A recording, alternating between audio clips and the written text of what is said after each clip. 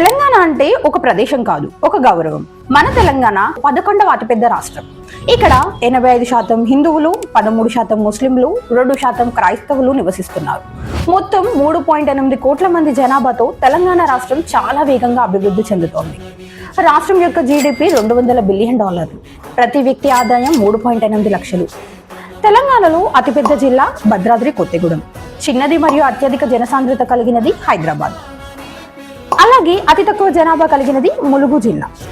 అంతేకాకుండా రంగారెడ్డి జిల్లా తెలంగాణలోనే కాకుండా భారతదేశంలోనే రిచెస్ట్ డిస్ట్రిక్ట్స్ లో ఒకటి.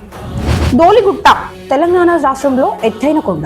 ఇది 965 మీటర్ల ఎత్తులో ములుగు జిల్లాలో ఉంది. కృష్ణ, గోదావరి నదులు ఈ రాష్ట్రానికి ప్రాణాధారాలు. తెలంగాణ రాష్ట్రం ఆంధ్రప్రదేశ్, కర్ణాటక, మహారాష్ట్ర, ఛత్తీస్గఢ్ రాష్ట్రాలకు సరిహద్దుగా ఉంది. ఇక్కడ 33 జిల్లాలు, 17 పార్లమెంట్ సీట్లు, 119 అసెంబ్లీ సీట్లు ఉన్నాయి.